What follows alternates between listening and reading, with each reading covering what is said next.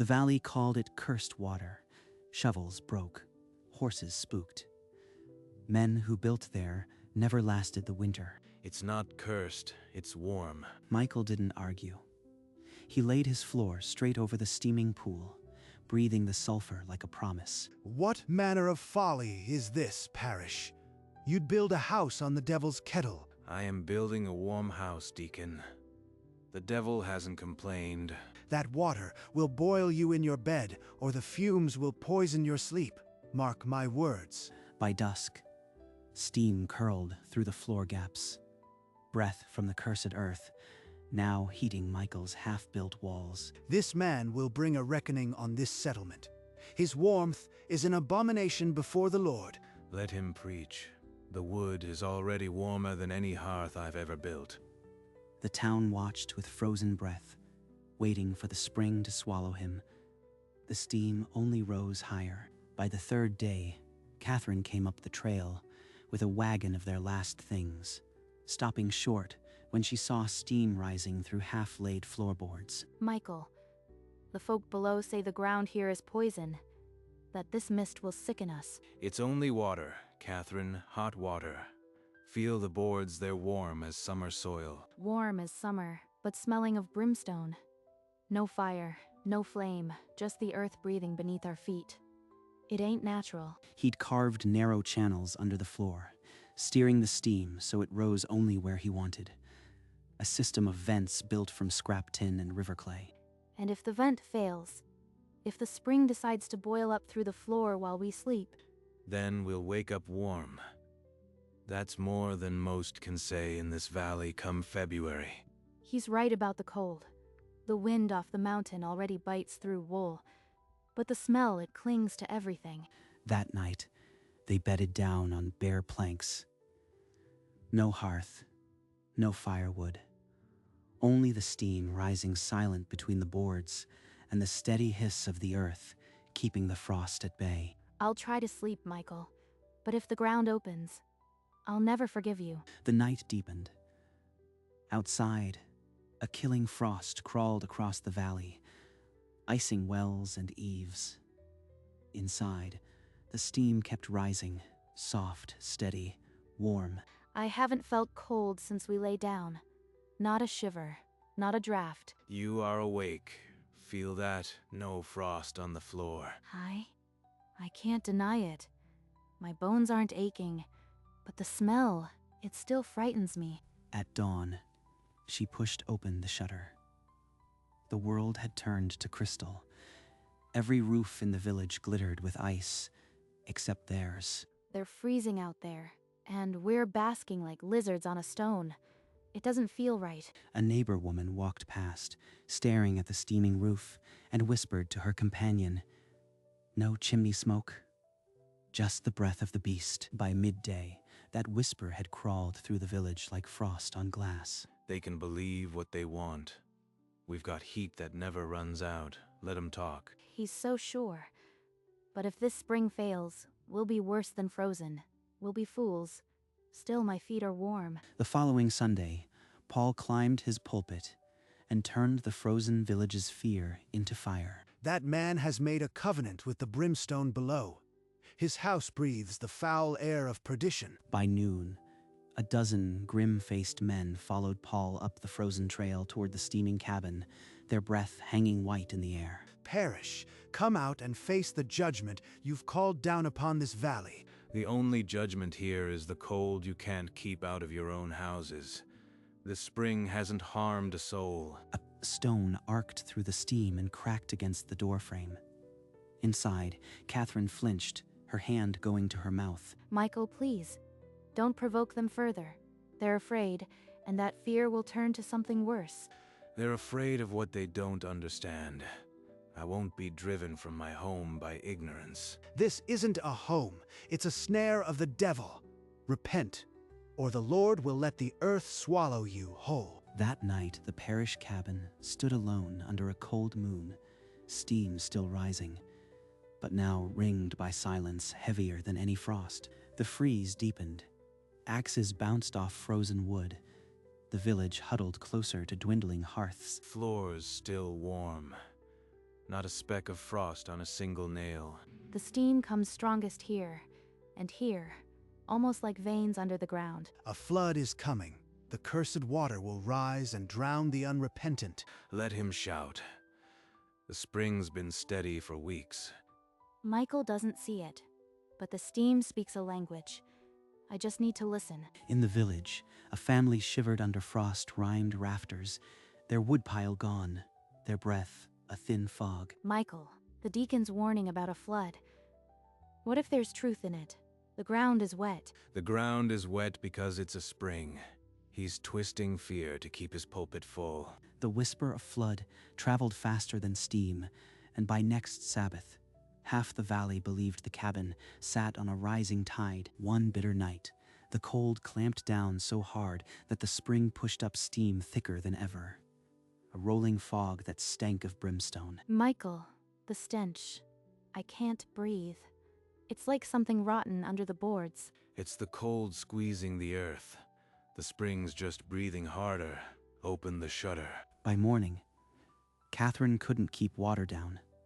Her face was a pale dish in the steam. Paul said the fumes would poison us. What if this time he wasn't lying? The woman is stricken. Will you still deny the devil's hand when the vomit is on the floor? The village leaned in. The steam that had only raised whispers now raised a clamor. Catherine, maybe we should go. Find a place where no one will call us cursed. Number. I won't be chased off by their fears, but I need to know what's under us. That night, by candlelight, she drew lines on her hidden sketch, tracking where the steam surged and ebbed, listening to a deeper pattern. Within 2 days, Catherine's stomach steadied, but her eyes had changed. They no longer avoided the steam, they studied it. Michael, the night I took sick, the wind was hard out of the east. It pressed the vapor down. The spring didn't turn poison. The air just couldn't lift. So it wasn't the spring's fault? You are sure?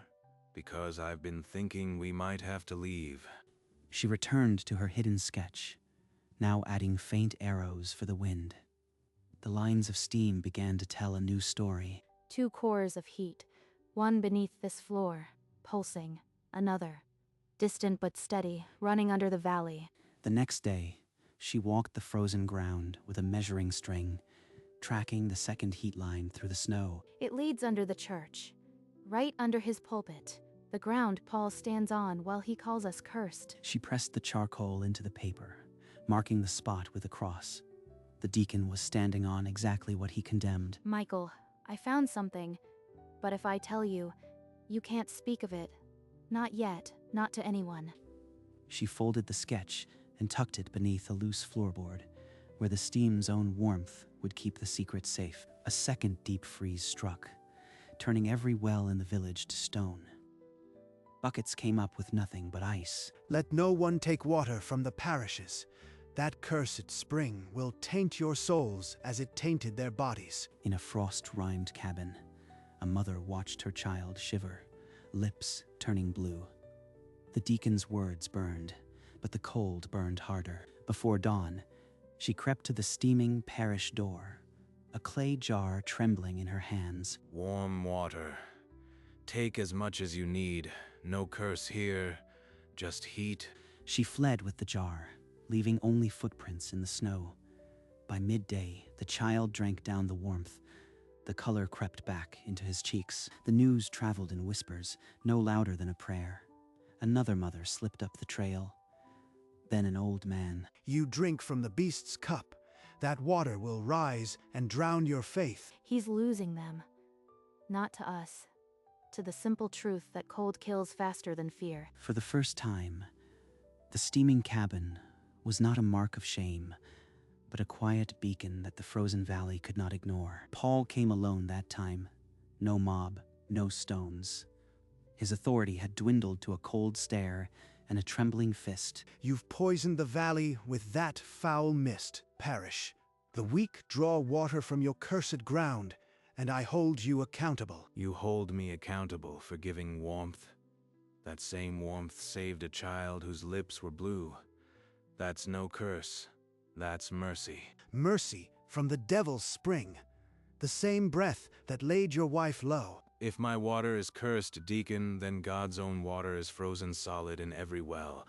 What does that make you, standing on dry ground while your flock suffers? The words struck Paul like a stone. He stepped back, his mouth opening and closing. He's holding it together, but Paul won't forget this.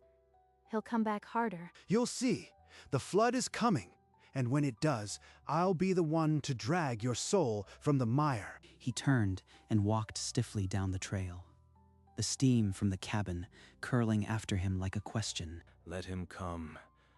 The spring doesn't lie, and neither do I.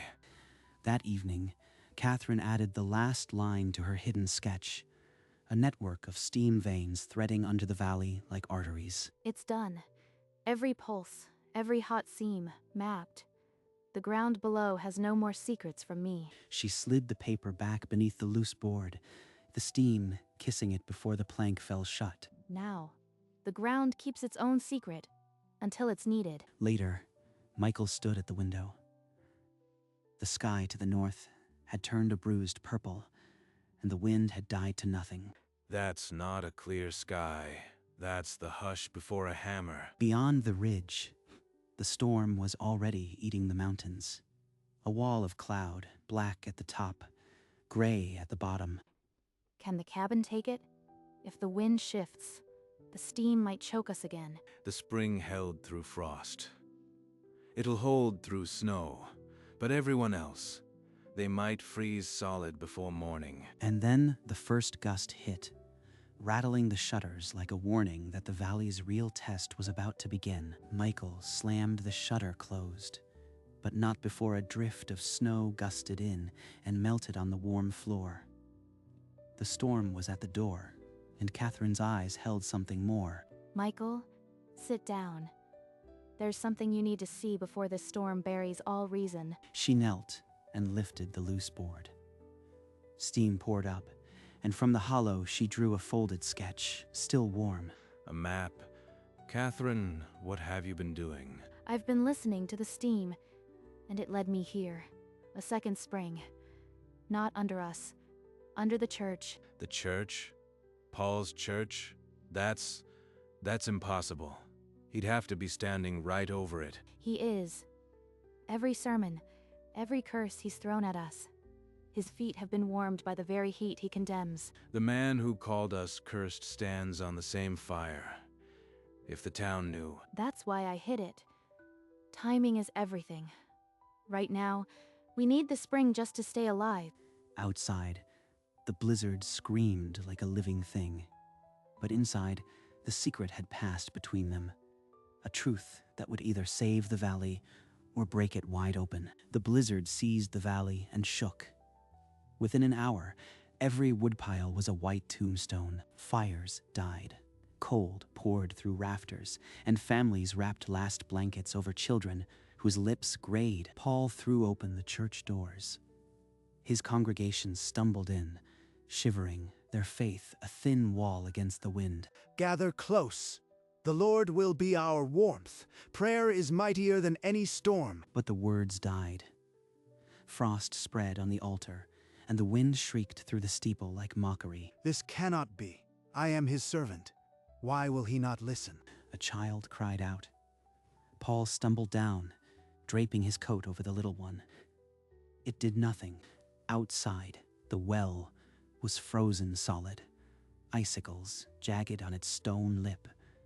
No water, no flame. He is testing me. This storm is a forge. But what if the only heat left is the one I condemned? And the deacon understood. The valley would not survive the night unless someone swallowed their pride. In the parish cabin, the steam rose steady as a heartbeat. No frost, no wind. Only warmth. Listen to that wind, Michael. They'll freeze in their pews, Paul or no Paul. They're still people. People who threw stones at our door. Who called this floor the devil's work. Why should I open it now? Because we have what they need. And withholding it won't heal the hurt. It'll just let the cold win. She's right, but the memory of that stone hitting the door frame is still louder than the wind. That spring wasn't put here for us alone. Maybe it was put here for such a night as this. Through the shrieking storm, the faint sound of a child's cry sliced the air. Catherine's hand flew to the latch. Michael, please. Don't make me watch children freeze because of pride. Theirs or ours. She's asking me to forgive before they've even apologized. But if I don't, what am I holding on to? The floor pulsed with warmth beneath his feet, a quiet reminder that mercy, like steam, could rise from the most unexpected places. 3 sharp knocks. Then a woman's voice, cracked with cold. Please, I have a child. He's not breathing right. Open it. Catherine threw the latch. A gust of ice blew in, and with it a mother, clutching a bundle, wrapped in frozen shawls. Bring him here by the floor. The warmth will loosen his lungs. The child coughed, then drew a deep, warm breath. Color crept back into his cheeks. One by one, more dark shapes stumbled from the storm. The last shape paused at the threshold, tall, gaunt, his hat gone and coat stiff with ice. Paul. Perish, I have no right, but I have my flock. They'll die without this warmth. Come in, all of you. This floor is big enough for everyone who needs it. The cabin swallowed them all. Families, elders, the same hands that once threw stones now trembling over the steaming boards. Outside, the blizzard raged on. But inside, the cursed spring had become the valley's salvation, and the hardest part was yet to come. The steam floor worked like a living hearth, warmth seeping into frozen bones, loosening the grip of the blizzard. Drink. It's water from the spring, warm and clean. No curse, just heat. Michael knelt by an old man whose fingers had gone white with cold, pressing the stiff hands against the steaming planks. Keep them flat. The heat'll push the cold out. You'll feel the ache, but that means the blood's coming back. Then the steam thinned. A draft siphoned through the packed room, and for one heartbeat, the floor went cool. Fear rippled through the cabin. A child whimpered, hands pressing harder against the boards. Easy. The vent shifted. I can fix it. In the dimness, Michael found the bent tin channel, forcing it back into place with a grunt. Steam surged again, thicker than before. Paul stood in the farthest corner, his back to the wall, eyes on the floor. He spoke not a word. The man who had warned of poison now breathed the sulfur without complaint. The storm outside clawed at the walls, but the steam held. And in the quiet that followed, Catherine knew the real reckoning was still waiting beneath the floorboards. The second day of the storm brought no mercy. Snow mounded against the shutters, and the cabin's warmth became the last flicker of life in the valley. A small voice cut the heavy air, a girl no more than 7, looking up at the man who had promised divine protection. Deacon, pray for us. The storm won't stop. Deacon, pray for us. The storm won't stop. The child's plea hung in the steam, and all eyes turned to Paul. I cannot. The words, they won't come. His voice shattered. The deacon who thundered about damnation now stood mute before a child. He's at his lowest. If there were ever a moment for truth, it's now. She slipped to the corner of the cabin, lifted the loose floorboard, and drew out the folded sketch, still warm, still secret. Paul, there's something you need to see. Something that's been hidden since the day you first called this spring cursed. The room went so still that the hiss of the vents seemed to stop, every eye fixed on the paper, and the cross drawn beneath the church. This cross marks a second spring, identical to the one under this floor. It runs beneath the church, directly under the pulpit where you preach. Lies. You've drawn a lie to mock me in my moment of weakness. It's no lie, Paul. She mapped it weeks ago, measured it in the snow. We can prove it the moment the storm breaks. Paul's chest heaved. The paper trembled in his hand, the cross beneath the church seeming to burn through the charcoal. You are telling me. that the very ground I've stood on for 20 years is the same cursed warmth I've condemned? Yes. Your pulpit sits on a hot spring.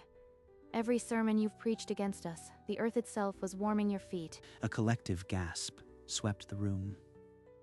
The deacon, who had branded them cursed, was now the one exposed. Then I've been wrong. All this time, wrong. Through the window, the storm raged on.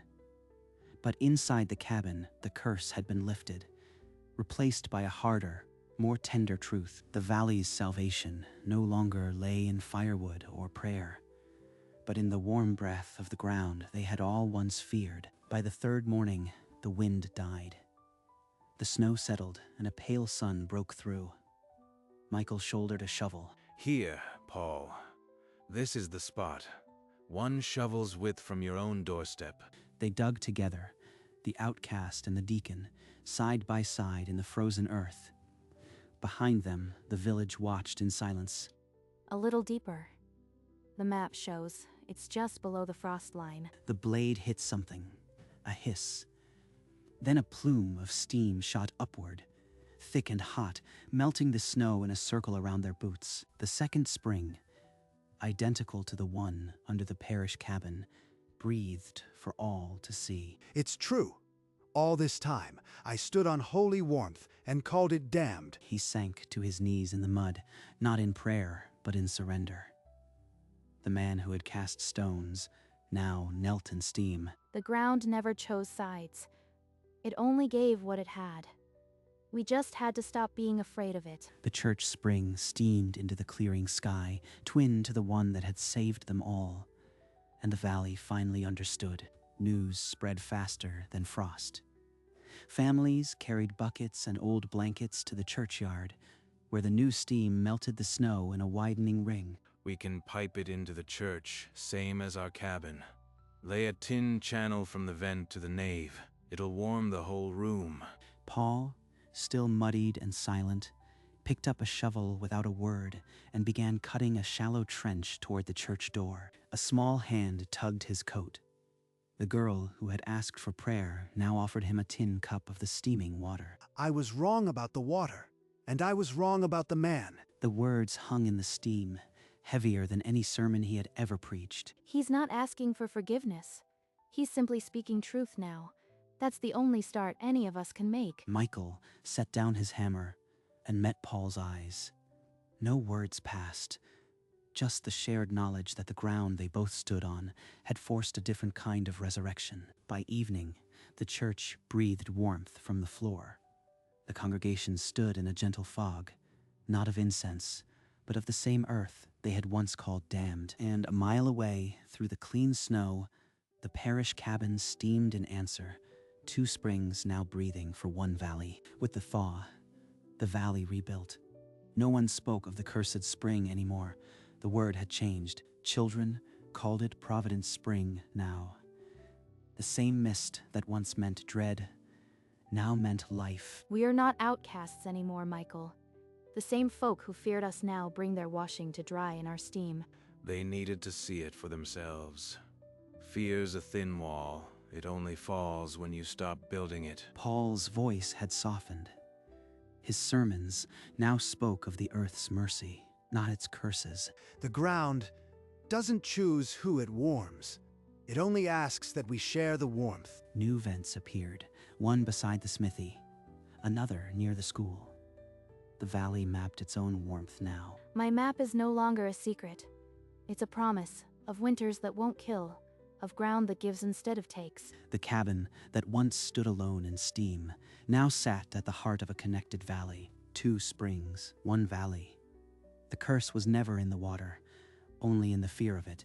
One evening, after the work was done, Michael and Catherine sat on their porch, steam curling around their boots like a loyal dog. This mist used to frighten me. Now it feels like a blessing I can't imagine living without. I remember the first night you threatened never to forgive me if the floor opened. I was a fool, but a warm fool. They both chuckled. The sound swallowed by the soft hiss of the vents. The sunset bled through the steam in shades of orange and gold, painting their small world in warmth. No fire, no wood, just the earth giving us what we need. and us giving it back by sharing. She leaned into his shoulder, and they watched the steam rise until the stars pricked through the twilight.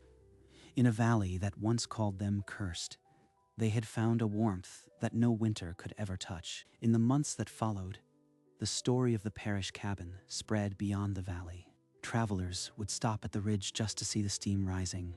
They came expecting to see a cursed man's folly. They left understanding what the valley had learned at such a cost. The ground had never been holy or cursed.